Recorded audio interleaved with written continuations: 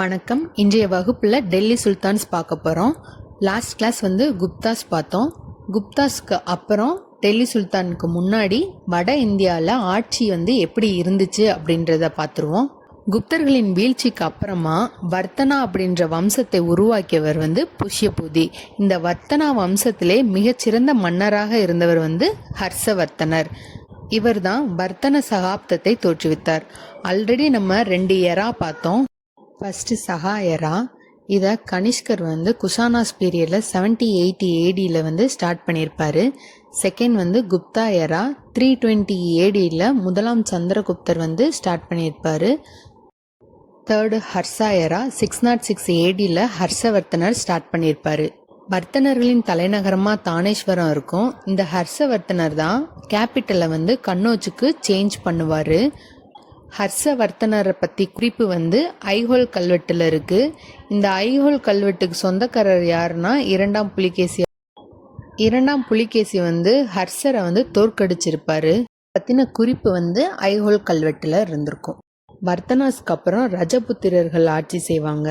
இந்த ரஜபுத்திரர்கள்லேயும் பிரதிஹாராஸ், பாலாஸ் அப்படின்ட்டு 36 கிளான் இருந்ததாக சொல்லப்படுது. இந்த பீரியடில் தான் அரேப் படையெடுத்து வருவாங்க. முதல்ல நம்ம நாட்டுக்கு படையெடுத்து வந்த அரேபியர் முகமது பின் காசிம். எதுக்கு இவர் இந்தியா மீது படையெடுத்து வந்தார் அப்படின்னு பார்த்தோன்னா, சிந்துவை ஆட்சி செய்த தாகிர்ன்ற அரசன் கடற்கொள்ளைக்கு எதிராக நடவடிக்கை எடுக்காதனால இவர் இந்தியா மீது படையெடுத்து வந்திருப்பார். கிபி 712 வந்திருப்பார். நெக்ஸ்ட்டு இவருக்கு அப்புறம் யார் வருவாங்க அப்படின்னா கஜினி முகமதுன்னு வருவார். அவர் என்ன பண்ணுவார் அப்படின்னா வந்துட்டு செல்வத்தை கொள்ளையடிச்சிட்டு திருப்பி போயிடுவார். இந்த மாதிரி எத்தனை தடவை வந்திருக்காருனா 17 முறை வந்திருக்காரு. முகமது கஜினிக்கு அப்புறம் முகமது கோரி இந்தியாவுக்கு வருவார். இவர் தான் இந்தியாவில் முஸ்லீம் ஆட்சியை நிறுவியிருப்பார். இதுக்கு முன்னாடி வந்த அரேபியர்கள்லாம் என்ன பண்ணுவாங்க, படையெடுத்துட்டு திருப்பி அவங்க நாட்டுக்கே போயிடுவாங்க. இவருக்கு கீழே இருந்த குத்புதீன் ஐபக் தான் அடிமை வம்சத்தையே ஸ்டார்ட் பண்ணியிருப்பார். இப்போ தான் டெல்லி சுல்தானியமே ஸ்டார்ட் ஆகுது. இந்த டெல்லி சுல்தானியத்தை 5 வம்சங்கள் ஆட்சி செஞ்சுருப்பாங்க. ஃபஸ்ட்டு யார் அப்படின்னா அடிமை வம்சம். இந்த அடிமை வம்சத்தை தோற்றுவித்தவர் தான் முகமது கோரிக்கு கீழே இருந்த குத்புதீன் ஐபக். செகண்ட் கில்ஜி வம்சம். தேர்டு துக்ளக் வம்சம். ஃபோர்த்து சையது வம்சம். ஃபிஃப்த்து லோடி வம்சம்.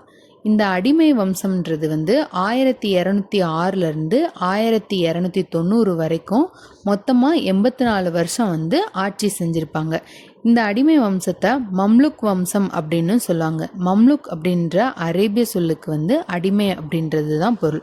ஃபஸ்ட்டு யார் இருப்பார் அப்படின்னா குத்புதீன் ஐபக்.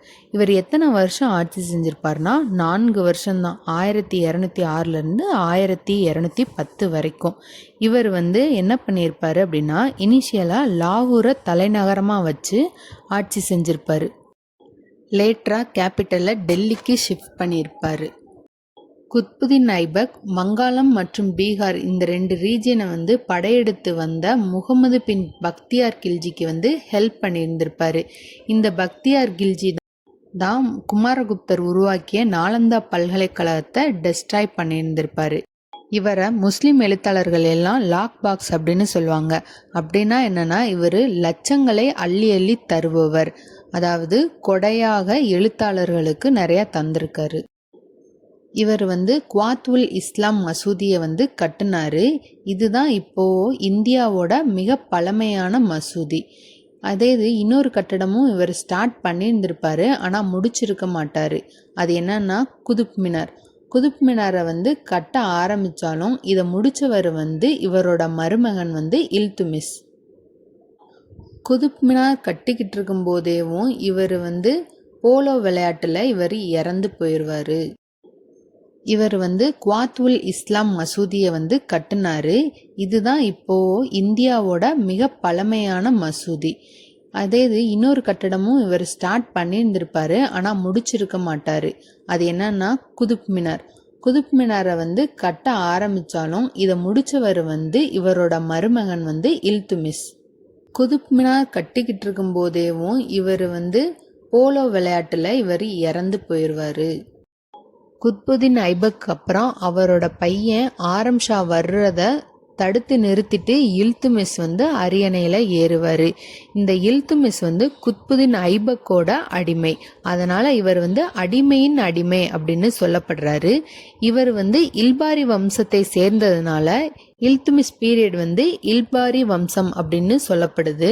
இவர் அரியணை ஏறுறதுக்கு அப்புறம் இவரோட ஆட்சி பகுதியை பாதுகாக்கிறதே இவருக்கு ஒரு பெரிய வேலையாக இருந்துச்சு. எந்த சைடு பார்த்தாலுமே இவருக்கு ஒரு அடி மாதிரி தான்.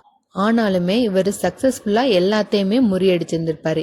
யார் யார் அப்படின்னா ரஜபுத்திரர்கள், அதாவது குவாலியர், ரந்தம்பூர், அஜ்மீர், ஜலோர் இந்த பிளேஸில் இருக்கிறவங்க எல்லாத்தையுமேவும், அதுக்கப்புறம் லாகூரிலும் முல்தானிலும் நஸ்ருதீன் குபாச்சாவின் படை இதை எதிர்த்து இவர் ஜெயிச்சிருக்கவே செஞ்சிருப்பாரு. நெக்ஸ்ட் வந்து என்னன்னா வங்க ஆளுநர் வந்து அலிவர்த்தனின் சதியையும் முறியடிச்சிருப்பாரு. ஆனால் இன்னொரு படையெடுப்பு வர்றதுக்கு முன்னாடியே இவர் தடுத்து நிறுத்திருப்பார். யாரு அப்படின்னா செங்கிஸ்கான் படையெடுப்பு. செங்கிஸ்கான் வந்து இந்தியாவில் படையெடுத்து வந்துருவாரோ அப்படின்றதுக்காக செங்கிஸ்கானோட பகையாக இருந்த குவாரிஜம் ஷா ஜலாலுதீன் அப்படின்றவருக்கு அடைக்கலம் கொடுக்கறதுக்கு மறுத்திருந்திருப்பாரு. அதனால மங்கோலியர்கள் வந்து இந்தியாவுக்குள்ள படையெடுத்து வந்திருக்க மாட்டாங்க. இந்த மாதிரி எந்த படையெடுப்பு நடந்துடக்கூடாதுன்றதுக்காக இவர் என்ன பண்ணியிருப்பாரு அப்படின்னா 40 பேர் கொண்ட துருக்கி பிரபுக்கள் படையை வந்து உருவாக்கி இருந்திருப்பாரு. அந்த சிஸ்டத்துக்கு பேர் வந்து சஹல்கானி. இவர் ஆட்சி செய்கிற நிலப்பரப்பை 2 தான் பிரிச்சிருப்பாரு. ஒன்று வந்து காலிசா, இன்னொன்று வந்து இக்தாதாரி.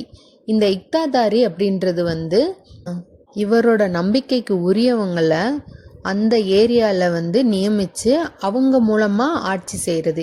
அதுக்கு பதிலாக இவர் என்ன பண்ணியிருப்பாரு அப்படின்னா அவங்க ஆட்சி பண்ணுறதுக்கு ஊதியம் தராமல் நிலத்தை வழங்கியிருப்பார். அந்த சிஸ்டம்க்கு பேர் தான் இக்தா சிஸ்டம். காலிசான்ற நிலத்தை வந்து டைரக்ட் கண்ட்ரோலாக இவரோட கண்ட்ரோல்லையும் இருக்கும். காலிஃபாவால் அங்கீகரிக்கப்பட்ட முதல் அரசர். என்னதான் குத்புதீன் ஐபக் வந்து குதுப் மினாரை கட்ட ஆரம்பித்தாலும் இல்துமிஸ் அவர்கள் தான் கட்டி முடிப்பார். இவர் 2 வகையான நாணயங்களை வெளியிடுவார். ஒன்று வந்து வெள்ளியில், இன்னொன்று வந்து செம்பில். இந்த வெள்ளி நாணயத்திற்கு பேர் வந்து டங்கா, ஜிடால் வந்து காப்பர் நாணயத்துக்கு பேர். இதே இது குப்த பேரரசில் காயினுக்கு என்னென்ன நேம் பார்த்தோம். தங்க காயினுக்கு வந்து தினாரா, வெள்ளிக்கு வந்து ருபக்கா, ஹர்சப்பனா வந்து காப்பருக்கு. இல்துமிஸ்க்கு அப்புறம் அவங்களுடைய மகள் ரஷ்யா ஆட்சிக்கு வருவாங்க. ரஷ்யா யாகுத் அப்படின்ற அபிசீனிய அடிமையை வந்து குதிரைப்படை தலைவராக நியமிப்பாங்க. அது வந்து துருக்கிய பிரபுக்கள் யாருக்குமே பிடிக்காது. அதனால துருக்கிய பிரபுக்கள் அடங்கிய 40 குழு வந்து இவங்களை சதி செஞ்சு கொண்டிருப்பாங்க.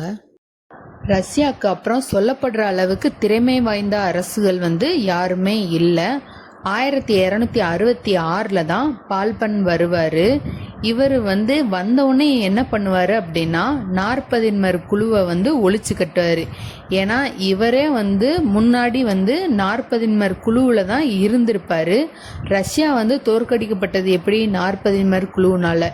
இவங்க எங்கே நமக்கு அகெயின்ஸ்டாக இருந்துருவாங்களோ என்னமோன்னு நினச்சாரோ என்னமோ, வந்தவுடனே வந்து இந்த 40 குழுவை வந்து ஒழிச்சிருப்பாரு. ஒழிச்சிட்டு அவங்க என்ன பண்ணுவாங்க ஏது பண்ணுவாங்கன்றதுக்காகவே ஒற்றர் துறையை உருவாக்கி இருந்திருப்பார் இவர். அதுவும் இல்லாமல் இவர் வந்து கடவுளினோட பிரதிநிதி அப்படின்னு சொல்லியிருப்பாரு. அப்போதானே இவருக்கு அகெயின்ஸ்டாக யாரும் எதுவும் பண்ண மாட்டாங்க. அதனால் இவர் வந்து தெய்வீக கோட்பாடு, ஜீன் இலாஹி, நியாபத் குடாய், அதுக்கப்புறம் இவருக்கு வந்து சில முறைகளை வந்து ஃபாலோ பண்ணியிருப்பார். என்ன அப்படின்னா ஃபைபோஸ் சிஜிடா. சிஜிடா அப்படின்றது இவருக்கு முன்னாடி மண்டிட்டு வணங்குறது. ஃபைபோஸ் அப்படின்றது இவர் காலில் வந்து முத்தமிடுறது. இந்த மாதிரி சில இதெல்லாம் பண்ணியிருந்திருப்பார். இவர் நவ்ரோஸ் அப்படின்ற பாரசீக திருவிழாவை வந்து இந்தியாவில் முதல்ல கொண்டு வந்திருப்பார். வங்கத்தின் ஆளுநர் துக்ரில் கானை வந்து தோற்கடிச்சிருப்பார். அதே மாதிரி இவர் வந்து இன்னொரு முக்கியமான விஷயம் என்ன பண்ணியிருப்பாரு அப்படின்னா மங்கோலியர் படையெடுப்பு தாக்குதலிருந்து தப்பிக்கிறதுக்காக இவர் வந்து செங்கிஸ்கான் பேரன் உலுக்கானோட நட்புறவோடு இருப்பார். உலுக்கான் அவர்களுமே என்ன பண்ணியிருப்பார் அப்படின்னா, சட்லஜ் நதிக்கு அப்புறம் நாங்கள் படையெடுத்து வரமாட்டோம் அப்படின்னு உறுதி செஞ்சிருப்பார். இவரோட பையன் முகமது கான் இறந்ததுக்கப்புறம் இவர் வந்து மனநிலை பாதிக்கப்பட்டு இறந்திருப்பார். இவருக்கு அப்புறமே சிறந்த அரசர்கள் இருந்திருக்க மாட்டாங்க. இவரோட பேரன் ஹைகுபாத் வந்து அடிமை வம்சத்தின் கடைசி அரசராக இருப்பார். ஓகே, இப்போ அடிமை வம்சத்தை பற்றி ப்ரீவியஸ் இயர் கொஷின் பார்ப்போம். ஃபர்ஸ்ட்டு வந்து எந்த வம்சம் மம்லக் வம்சம் என்று அழைக்கப்படுகிறதுன்னு கேட்டிருக்காங்க. அடிமை வம்சம்தான்.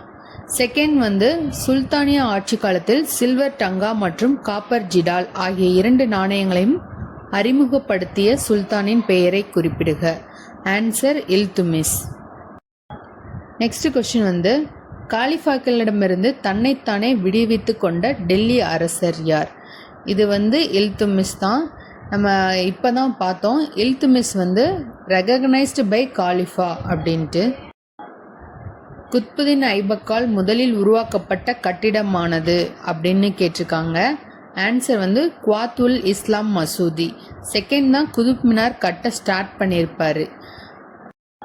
நெக்ஸ்ட் கொஸ்டின், இல்துமிஸினால் நிர்வகிக்கப்பட்ட நிர்வாக குழுவின் பெயர்? துர்கானி சகல்கானி. 40 குழுக்கு பேர் தான் சகல்கானி சிஸ்டம். ஓகே, இது வந்து இல்துமிஸை பற்றின கொஷின் கேட்டிருக்காங்க. ஃபர்ஸ்ட் வந்து இவர் குத்புதீன் ஐபக்கின் அடிமையாக இருந்தார். ஃபர்ஸ்ட் ஒன் வந்து கரெக்ட். அதனால தான் இவர் அடிமையின் அடிமை அப்படின்னு சொல்கிறோம். செகண்ட் ஒன் என்னென்னா, ஹீ எஸ்டாப்ளிஷ்டு இலாஹி. இந்த மெத்தடை வந்து யார் யூஸ் பண்ணியிருப்பாரு அப்படின்னா பால்பன். ஸோ இதனால் இது வந்து ராங். தேர்ட் ஒன் வந்து he build the main portions of Qutub Minar. Correct. இவர் தான் வந்து குதுப் மினாரை கட்டி முடித்தார். ஸோ 1 and 3 தான் கரெக்டு. ஸோ ஆப்ஷன் சி வந்து ஆன்சர். நெக்ஸ்ட் கொஸ்டின், யார் அரசரின் தெய்வீக கோட்பாட்டை முன்வைத்தார்கள் அப்படின்னு கேட்டிருக்காங்க. இப்போ தான் பார்த்தோம், பால்பன். இந்த கொஸ்டினில் குத்புதீன் ஐபக்கை பற்றின சரியான விஷயங்கள் என்ன அப்படின்னு கேட்டிருக்காங்க. ஃபர்ஸ்ட் ஒன் வந்து he was the real founder of the Turkish dominion in India. Yes, correct. Second one, he organise the group of 40. இது வந்து யார் பண்ணியிருப்பாரு அப்படின்னா இல்துமிஸ் ஸ்டார்ட் பண்ணியிருப்பாரு. பால்பன் வந்து அபாலிஷ் பண்ணியிருப்பாரு. தேர்ட் ஒன் வந்து he started the construction of Qutub Minar. இது correct. So 1 and 3 only correct. Option D வந்து ஆன்சர்.